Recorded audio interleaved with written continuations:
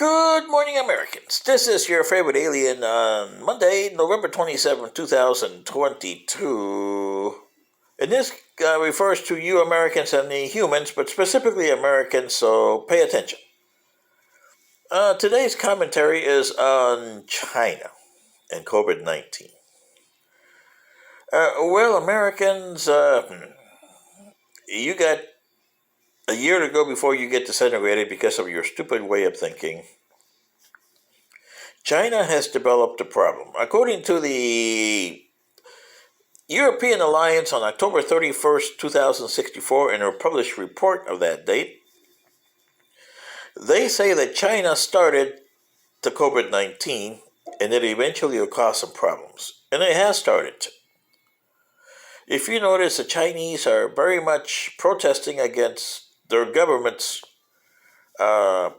harsh lockdown for COVID 19, which they can't get a handle on over there. Yeah. They still have to wear masks, they still have to lock down. And it's a very, and you know how China is, intrusive crackdown. I mean, they think they can control 1.4 billion people. Can you, Chinese, especially President Xi? Do you have the forces to control 1.4 billion? Let's give you a hint here. The Americans have a big problem over here. They have the Republicans under Trumpers, yoo-hoo, Trumpies, you right-wing extremist Republicans, I'm talking to you, yoo-hoo. Yeah. There's about 30 million of you there. Okay. And there's about 30 million extremist leftists, yoo-hoo, Biden hunters, yoo-hoo, who don't like Biden anymore because he's let you down. Yeah. Well, there's about 30 million of you out there, too. So that's 60 million, which in the U.S. population is what, 330 million? 10% is 30, you got 330 million population. 33 million is 10%. So you're looking at around 20% extremists.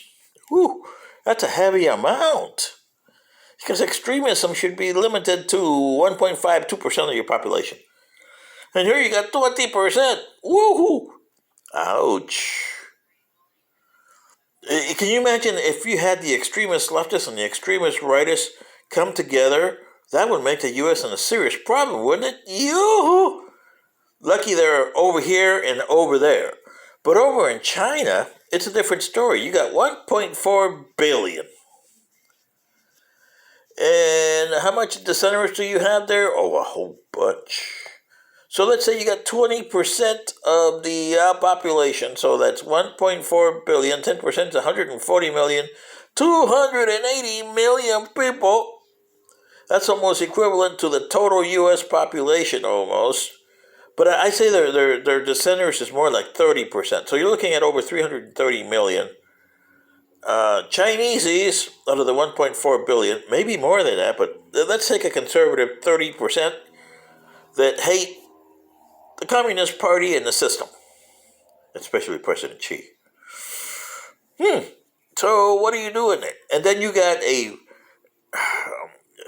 state that's very totalitarian, and it's got this crackdown that's been in effect for a long time, and they have to wear masks and they have to be locked down.